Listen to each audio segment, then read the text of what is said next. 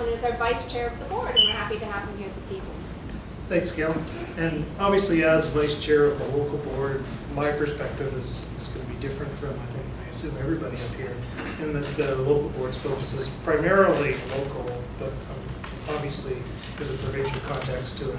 So I'm going to touch on how Langley fits in, how Langley School Board fits in a provincial context, but first, I don't know most of the people in the room. I know there are many teachers here, but not everybody's teachers. So I'm just going to touch on a few of the facts in Langley, where we're at, because Langley, in some ways, is in a little bit of a unique situation.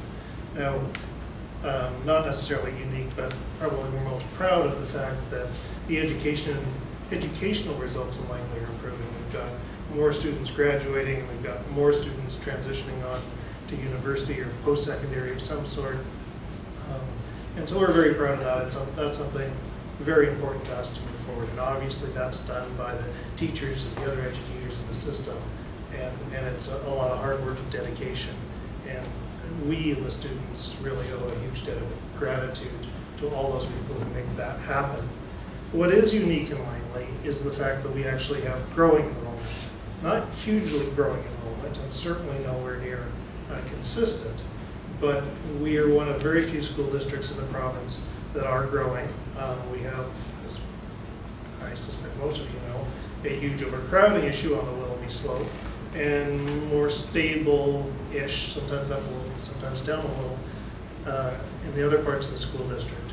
So we're fortunate that we're about to open our third new school in 4 years, and that represents almost $60 million there, so there's been some good stuff going on. And the funding in Langley has risen roughly in proportion to the rising enrollment in Langley. Which is unique for many of the school districts that have declining enrollment and significantly declining funding, especially per student. And so we're fortunate to be in a better position than many of our colleagues in the province. And so with more students and more funding, we have more teachers, we have more special ed assistants, and generally we have more staffing overall. So that's just, where's Langley at for anybody who's not really familiar with it? That's the facts of where we're at, not getting into whether it's adequate or inadequate. That's just the situation here. So the Langley School District, we're members in a couple of key organizations now.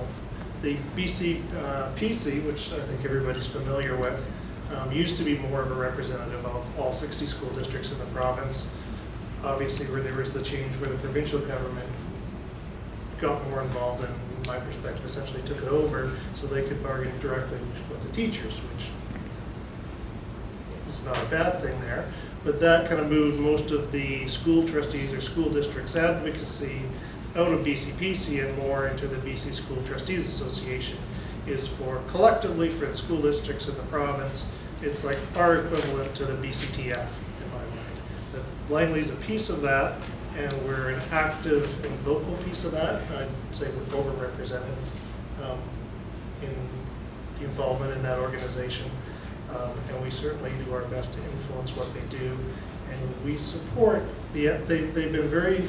The school districts collectively have really pushed on the BC School Trustees Association to increase their advocacy role, especially given the changes in BCPC, and push what's good for education and what's good in the province. So that is the main provincial trustee school district advocacy organization. And so our main advocacy role goes through that. That's obviously not exclusively. There is a local voice that's important in the provincial context. And we have a couple of times in the last, I think it's probably something like 6 weeks, written to support the idea of reaching an agreement, minimize or end the disruption in education. And we also wrote encouraging mediation as a means to try to get to a mutually agreed, negotiated settlement. Because that is, the last time we went through the contract negotiations with the BCTF provincially, that's what the Langley School District pushed for, and we're pushing for it again.